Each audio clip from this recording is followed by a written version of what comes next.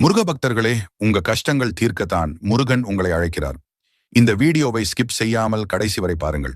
தைப்பூசம் விரதம் இருக்க முடியாதவர்கள் இந்த ஒன்றை மட்டும் செய்து விடுங்கள்.